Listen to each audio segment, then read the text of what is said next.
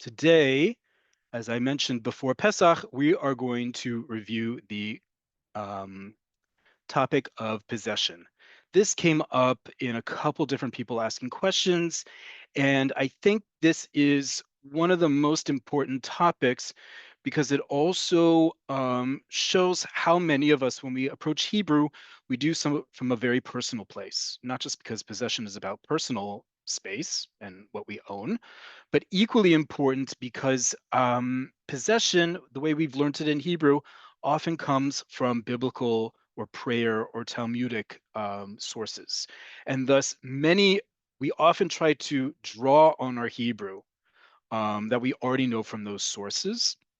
And as much as I talk about how we really need to treat modern Hebrew as a dialect or a different variation of Hebrew and to almost forget entirely of that, I saw a social media ad for online school for Hebrew, and they talked about the 5 different ways that people have trouble learning Hebrew.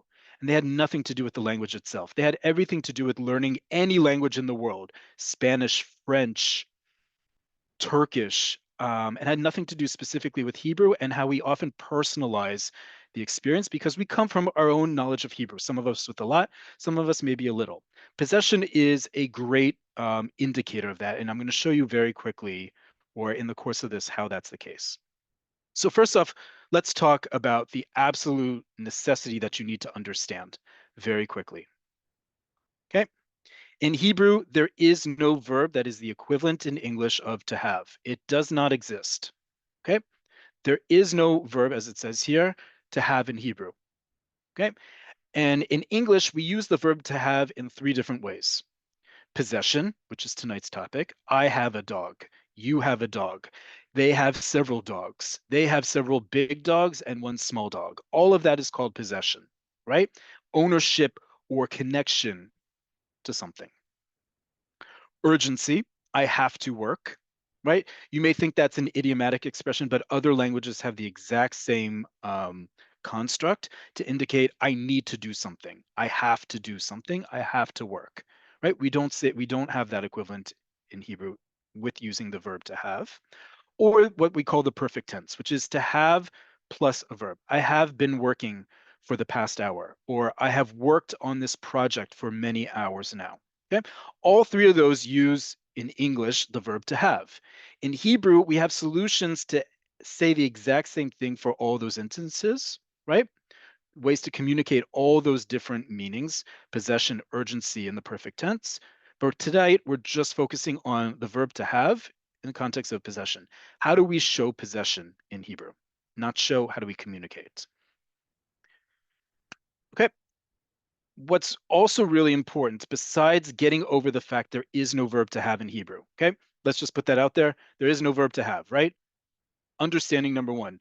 Understanding number 2, there are 2 primary ways we do this in modern Hebrew, but what's really important, and it's sort of counterintuitive, rather, is the word, when you come from a language like English that has the verb to have, that when we use these constructs, the possessor, the person who owns something, who has something, is not the subject of the sentence.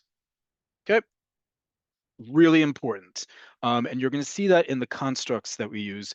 Many of you probably have learned these already, but it's an important reminder that as much as in English, I have a dog, right? In Hebrew, that is not the construct. I have a dog is the subject and dog is the object. The thing being possessed is the object. In Hebrew, that's not how it works. It's almost the complete opposite, where the dog, the thing being possessed, is at the very least the topic of the sentence, if not also considered the subject. What do I mean? Let's get into it. In Hebrew, the words yesh and the words ein. Yesh means there is, and ein means there is not. Okay. When followed by the conjugated preposition le, okay, is the most common way to indicate possession in the present tense. What do I mean? Look at these 2 examples. Yesh li kelev, I have a dog. There is to me a dog, is the literal translation of I have a dog, right? In Hebrew, we say yesh li kelev. There is yesh li to me or for me, kelev, a dog, right? In English, listen to how I say that. There is to me a dog, right? To me already indicates to you, you are no longer the subject. You could translate that also as a dog there is to me. Sounds a little Star Warsy, but that is this construct, yesh li kelev. Okay. Um, and the opposite, ein li kelev. There is not to me a dog.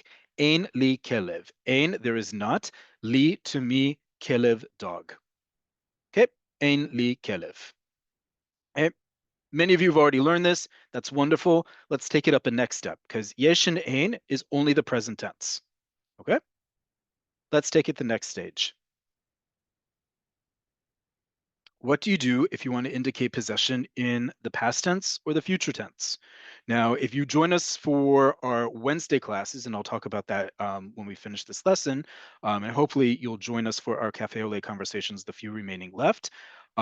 We talk about different proficiency levels, and one of the keys that I use in changing our proficiency levels is how familiar you are in the past and future tense. And here is a great example as to why I use that, right?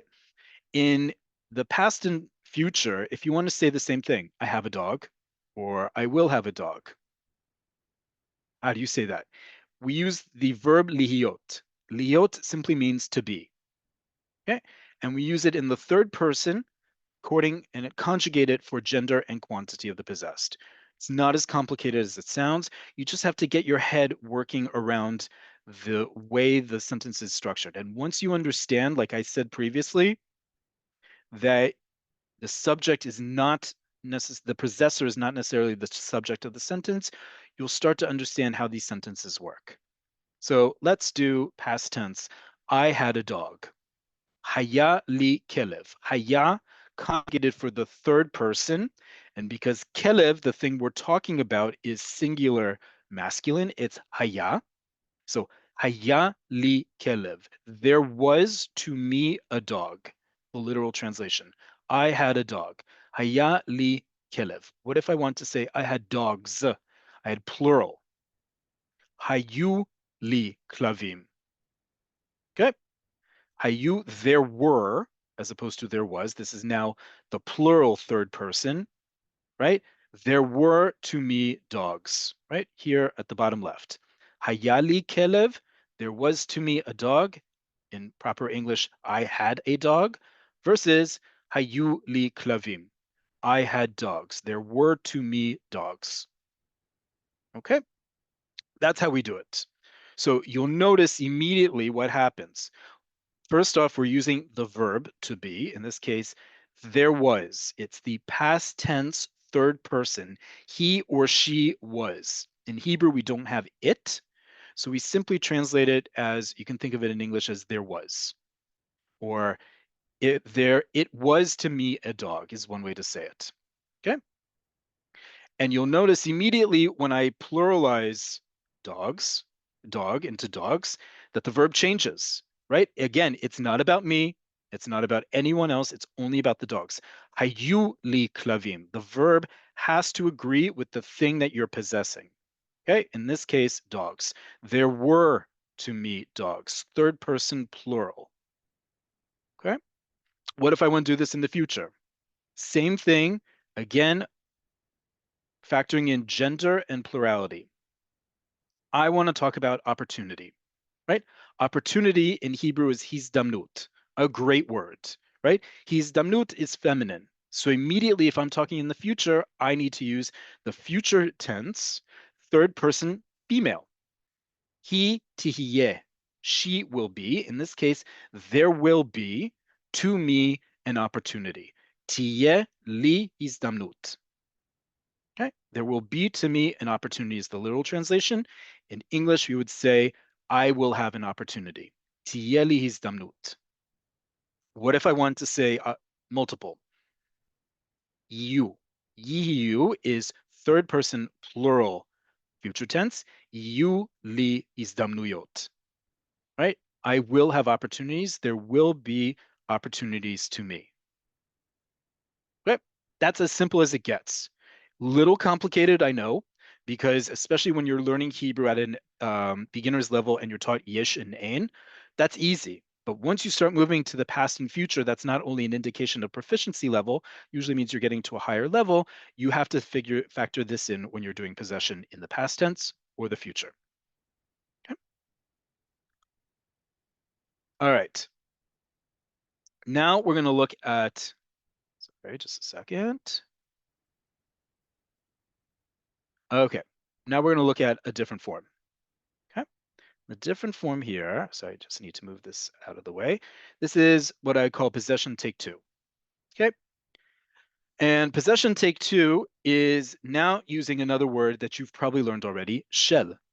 Shel on its own means of. You can also think of it as a combination of two prepositions. That is to me, because we're going to use this also for possession. Instead of that construct we just used, this is going to be a much simpler sentence, almost like an adjective, right? We can either use shell on its own, meaning of, or we can conjugate it for the possessor. Hakelev, look on the left-hand side at the bottom. Hakelev shelo, his dog. Literally translated, the dog of his, right? The dog, hakelev shelo, of his. What's interesting here, and why I just said it's almost like an adjective, is because once we add shelo, it's not just any dog, right? It's his dog. We can think of that and see that as an adjective. The moment we start defining something, describing it in more detail, it becomes an adjective. Hakelev shelo. And that's also why kelev here, as opposed to the previous sentence, I have a dog, this is his dog, meaning it has the definite ha, right? Ha, we're taught, means the. It's also used before a definite noun, right? The dog of his, hakelev shelo, okay? So that's why that hey is there, because it's not just any dog, and it's not a big dog or a small dog, it's his dog. And the moment we say it's his dog, it's definite. Hakelev shelo. Okay. The other way we can use shel is just simply on its own. Hakelev shel hayeled, right? The dog of the boy, right? As you see here in English, the dog of the boy, or simply the boy's dog, right? So instead of his dog, which we don't really know what the his is referring to because we don't have context right here, we can say Hakelev shel hayeled. Now we know, right? The boy's dog. And then you'll notice we can keep going with the sentence because Hakelev shel hayeled, just like Hakelev shelo, just gives us context into possession. It's not the whole sentence, right? It's not yesh li kelev, or even in this context, yesh layeled kelev. The boy has a dog, right? That's how we would say that. The boy has a dog. Yesh layeled kelev. That is a complete sentence in Hebrew and in English. Here, we're only getting that little bit of information, his dog or the boy's dog. We can now run with even more sentences. That's why this is also considered an adjective. It further modifies the word dog, so we have more detail in saying a whole sentence, right? Think of it in English, where you can say, the boy has a dog, versus the boy's dog ran away from the house. What's the difference in those two sentences? Detail. The first sentence is done. It's complete. The boy has a dog. We don't know anything else in that given sentence. But in the second one, we've described the dog that ran away as being the boy. So we have more detail to go on, right? That's the difference in these two constructs, whether it's English, Hebrew, or any other language. Detail versus ownership as the totality of the sentence, as it were. Okay. Another thing that's important to know when we're talking about possession is not just shel, of. We've talked about this term, this next term a lot, because it's really important in modern Hebrew, is smichut. Smichut can best be thought of as technically the construct case, but in reality, it's what we call in Hebrew the compound noun, right? Schoolhouse, doghouse, every homework, right? Words when we put two or more nouns together to create a new noun, a new idea. And in Hebrew, we've talked about this before. Hebrew has 35 to 40,000 what we call original words. These are freestanding individual words. Add to that at least another 30,000 compound nouns, and you have the totality, the entire Hebrew dictionary, right? Half of the Hebrew dictionary is comprised of these compound nouns, which we call smichut. You can understand smichut also as possession, right? For example, I didn't put this example here. How do you say school in Hebrew? Beit Sefer, literally house of the book. Even though we didn't use the word shel, the connection between these two nouns and the way we pronounce it indicates not only are they connected, but they're modifying each other. The house of the book. That's just the term that we use when we define shel, right? Here's an example, a little bit more everyday news, governance, always important to review. Mivaker HaMedina. Okay, Mivaker HaMedina in English, we translate as the state controller. Okay? Even in English, we can understand those two things as nouns put together. In Hebrew, it's the comptroller of the state, right? We've talked about this term before. The state comptroller is the person who's in charge, a government position, who's in charge of reviewing government practices for good and not good, right? And giving feedback on them, especially when the public writes in saying something isn't working or is working, can we extend it or something along those lines, right? But the idea is Mivaker HaMedina is understood as one function, the state controller.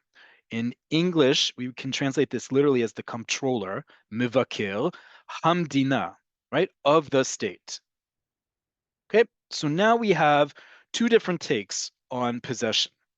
We have the use of yesh and ein, and the verb lihiot, to be in the past and the future. We have the word shel, either on its own or conjugated with a suffix. And we have smichut, compound nouns, three of them. What we're going to look at now is the one that I talked at the beginning about our context with biblical Hebrew, is the one you actually want to avoid, what we call possessive suffixes, right? You heard me say shelo. Shelo means his, of his. That o at the end, that vav at the end indicates his, right?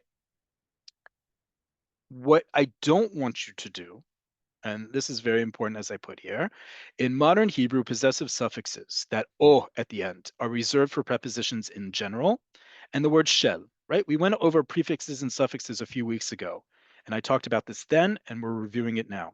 Okay, specifically to demonstrate possession, we use shel and conjugated sheli, shelcha, shelach, shelo, shela, shelanu, shelachem, shelahem, shelachem, shelahen, shelahen, all the time, right? Their attachment to nouns, however, the second point here, while common, is considered a higher form of Hebrew and must be backed up with similarly weighted fluency. What does that mean? Okay, you are rarely going to see the bottom examples. More specifically, you're rarely going to hear them, right? Because remember, communication is not just reading and writing, it's also speaking and listening. Hayeled sheli, my child, can also be understood in Hebrew as yaldi. However, you are not normally going to hear someone proficient in Hebrew, fluent or otherwise, say yaldi. That is not a function of modern Hebrew, only, as I said up beginning, a higher form, and that the rest of your Hebrew is going to sound of a higher form, meaning you're going to use very descriptive language that is not everyday necessarily regular use Hebrew. Yaldi is not normal Hebrew. Let me make that a little bit more blunt. You are not going to go around describing your child and saying yaldi. You're going to say hayeled sheli. Okay? Just like the plural. Hayeladim sheli can be understood as yeladai, can be expressed as that. And look, everyone will understand you. If you say yeladai, everyone will understand you. But outside of poetry, a very specific Eurovision entry that immediately comes to mind, and we've talked about that song before. We'll talk about it maybe before we take this break for Eurovision, right? You're not going to describe your children in talking about them and saying yeladai. Never. You're never going to hear a parent say that. You're not going to hear a teacher talk like that. Even if it sounds highfalutin and they are themselves highfalutin, you're never going to hear that. You're going to say Hayeladim Sheli. Okay, so that's an important aspect. Why? Because shel, as we understand it here, hayeled sheli and hayeledim sheli, does not feature nearly as prominently in biblical and Talmudic Hebrew as it does in modern Hebrew. This is one of the major shifts that you're going to see again and again. And this is why it's so important to both respect each other's existing Hebrew and Jewish education, but also understand it has its place. And as we say in Hebrew, yesh gvul. Literally, there's a border, but there's a line. And this is one of those lines. Okay. We are not going to use this on a regular basis. The suffixes also, why I don't emphasize this is because this is much trickier Hebrew to keep in your mind at any given time. Yes, you might think because I learned Hebrew in a certain way, I'm going to say yaldi and yeladai. But listen to what I just said. Yeled, yeladai. I need to know when both constructs have a vowel shift. Sometimes it's not as easy. For example, that word kelev, how do you say my dog instead of hakelev sheli? Kalbi. How are you going to know that it's kalbi? You're not. Okay, unless you really know the language well enough to know those rules and the language that needs to support that throughout the sentence, you're not going to know it. And so the potential of making mistakes grows the more you rely on this construct of Hebrew. Okay, and that's why I try to emphasize that here. The suffixes change depending on whether the modified word is singular or plural, and in turn can change the sound pattern of the modified word. Okay, these are all of the suffixes, possessive suffixes that we have, and you'll notice singular and plural. I, nu, cha, ach, chem, chen, o, a, m, n in singular. In plural, I, echa, aich, ichem, echen, av, eha, ehem, ehen. And then on top of that, of course, you have to factor in is the word masculine or feminine, in which case there might be an ot before those suffixes. And then the word itself may change its pattern. Okay, I gave you some examples at the bottom. For example, the last word in this group, libenu, right? You hear that word all the time in modern Hebrew, especially in the last year and a half. Libenu, right? What is libenu? Halev shelanu. It's the same exact meaning. We just use it because it's more poetic and it connects us to an older Hebrew and thus older traditions of connectivity, our heart. However, if you know that the word lev is heart, how do you get to libenu?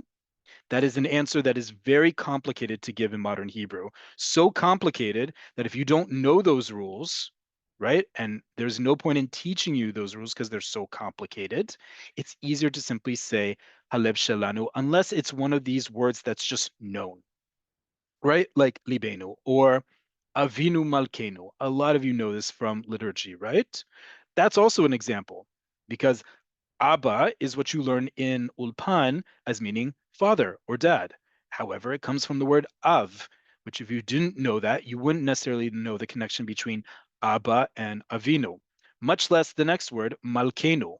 Malkenu, Hamelech Shelanu. Again, unless you learn the the rules for changing vowel sounds when it has a suffix like the possessive suffix nu, our, you're not going to know how to go from melech to malkenu. So it's easier, unless it's a understood, almost cliched term like avinu malkenu, like libenu, to simply use hamelech shelanu. It means the exact same thing, folks.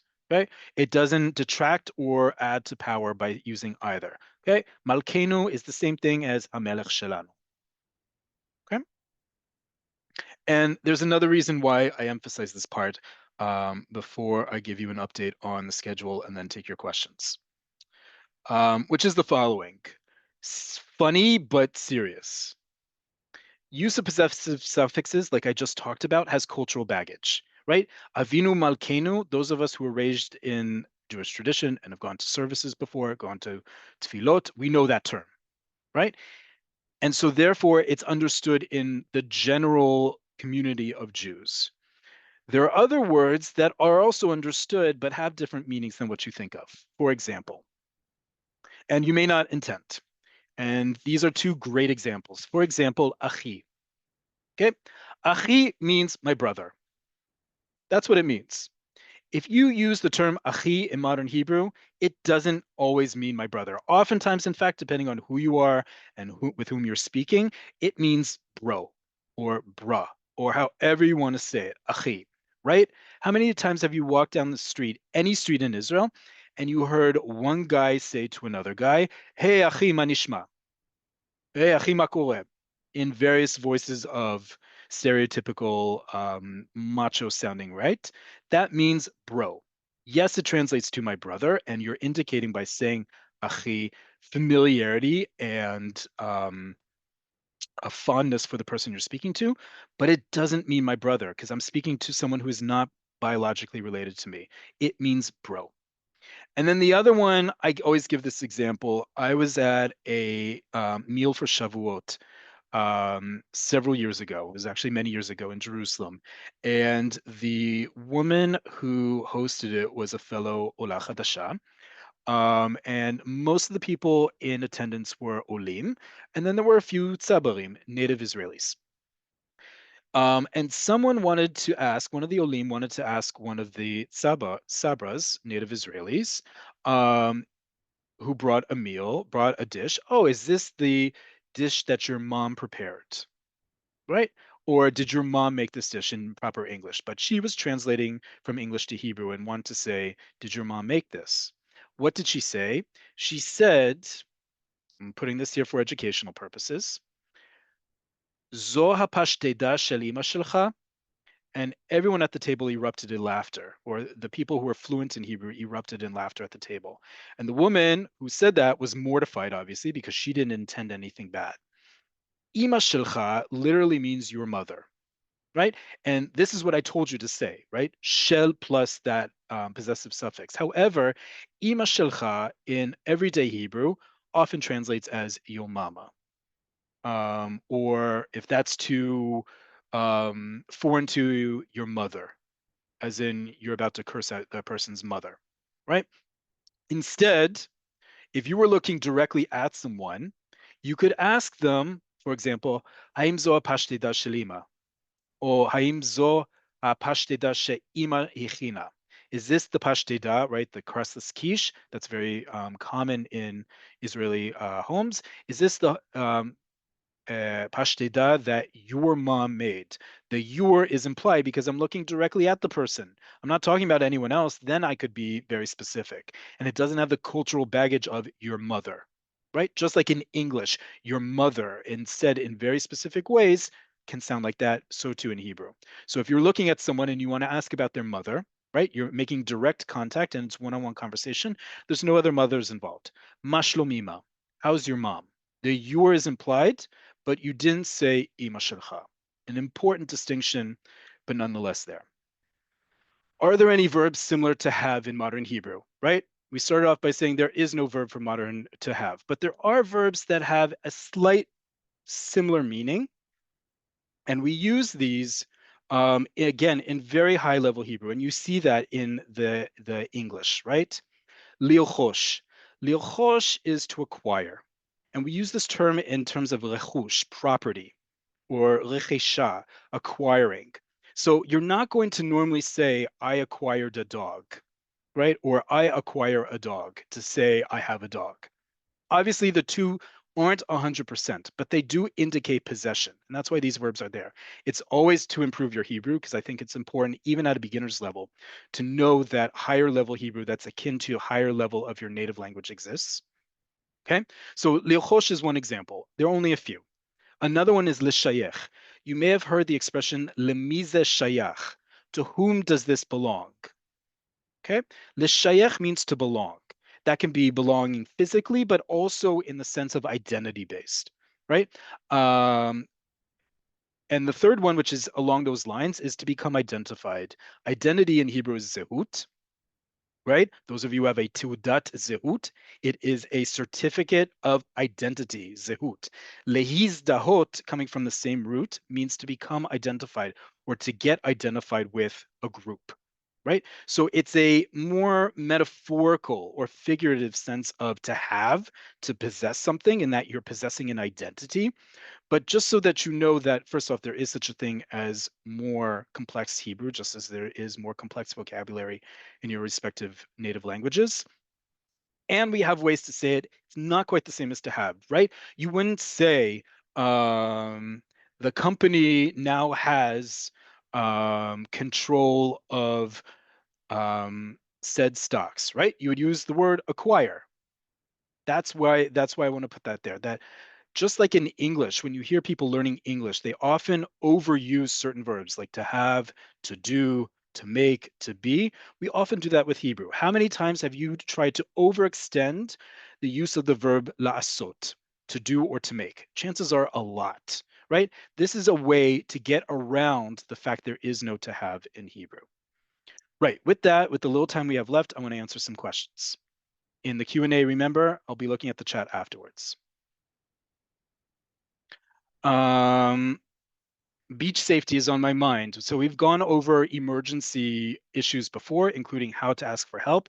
In Hebrew, very quickly, when you want to ask for help, the equivalent of screaming out, help, help, the word is hatzilu, right? Hatzilu comes from the verb lahatzil, which is to save.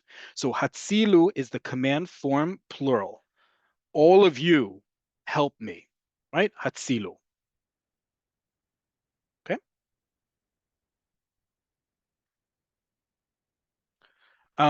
Will Nefesh B'Nefesh remove the Cafe Oleh recordings? Like I said, we currently are at about 27,000 views. I don't think it's in their intention to remove those. No company, no company would normally close off a class of this size, but certainly 160 plus lessons and 27,000 views, no.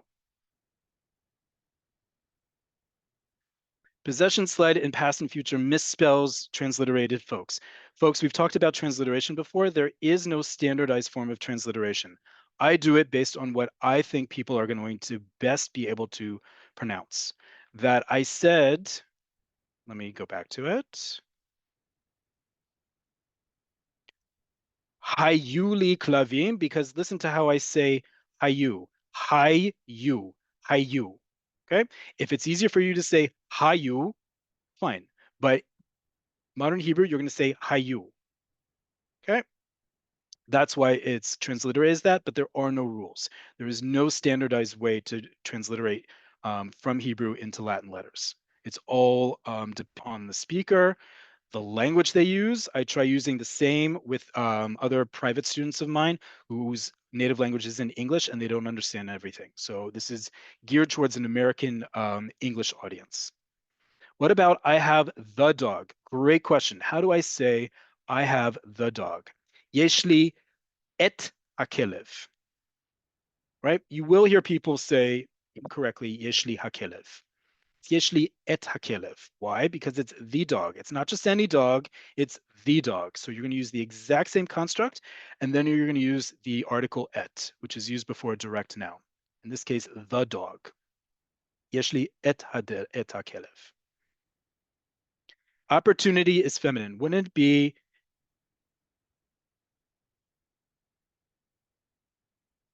Tiyeli hizdamnut, right? Tiyeli hizdamnut is conjugated in the singular, third person feminine singular. Tiyeh, he tiyeh, she will be, there will be for me an opportunity.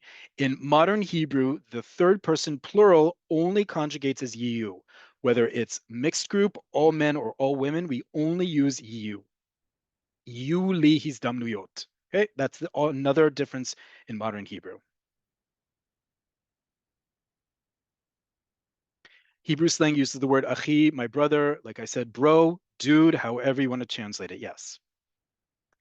Possessive suffixes are or are not used with body parts in normal speech, e.g. medical visits. Again, context is important. If you're speaking one-on-one with a doctor, you're obviously talking about your body parts. You're not talking about anyone else's. Yesh li baya im ha-einaim, right? I have some problems with my eyes. The my I automatically say in English, but in Hebrew I don't have to say. I can also say yesh li bayot, yesh li baya ima einaim sheli. But again, it's understood. It's in the context in which we're using the language. I can just say imai naim with the eyes, literally, but it's understood my eyes. What about Abba Shali versus Avi? Again, you will not hear the vast majority of native Hebrew speakers ever say Avi, only in a very poetic or uh, uh, non-everyday communication, right? You'll see that, for example, on death notices. You'll see that in obituaries. You'll see that in legacies written about people or biographies, but you won't say Avi. You'll say Abba Sheli. The word shayach and shelmi, how can we work this into day-to-day conversation? Great question. That is a great reminder for all of you to join us for Wednesday's class, Cafe Oleh Conversations, which you can still sign up for. And we're going to practice using some of these expressions we have here and teach you how to use shelmi and shayach. So a great one. You're also going to get an spreadsheet of vocabulary if you join us and sign up in advance for Wednesday's class, which will not be on the YouTube channel. So please sign up for Wednesday's class. We're going to talk about shayach, lemiza shayach, shelmi, and all those other ways we can use what we're learning here practically. My wife calls me Bali when she tries to communicate with strangers in Hebrew. Is she wrong? Nope, she's not wrong. Bali is one of those exceptions. Bali, my husband. We say that, we use that all the time. You will hear people say ishti, which is the equivalent in a straight couple of my wife. Those are the few exceptions we have. Bali, ishti are some of the few, right? Those of you who know the traditional Jewish song Achenu, our brothers, right? Those are exceptions to the rule, but by and large we use shel.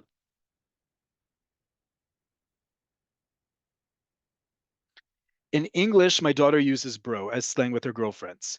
How would that work in Hebrew? Achi, you'll hear people use regardless of gender. It's pretty, at this point, it's pretty universal as being the equivalent of bro. With that, I'm going to stop here. Toda rabah, thank you all for joining. This recording will be up in the next day or two, along with the the slides we went over. Wednesday's class, like I said, is going to be practicing all this. So I'm going to give you words to practice. You are going to practice possessive suffixes because that's an important tool to have. You may not use them all the time, and you probably won't, but it's at least important to recognize them. Okay. And you're going to practice using words like shayach, which we didn't go into so much in detail, and maybe even some of those fancier verbs. Okay.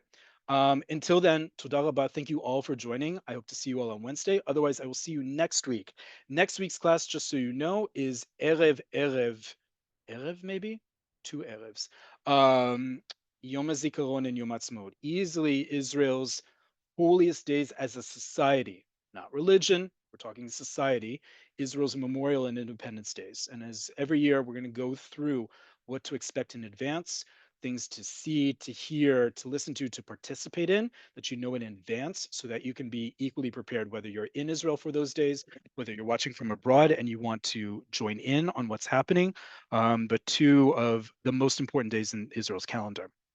That will be next week's classes. Until then, until Wednesday's classes, until next Monday, litrot. See you all very soon.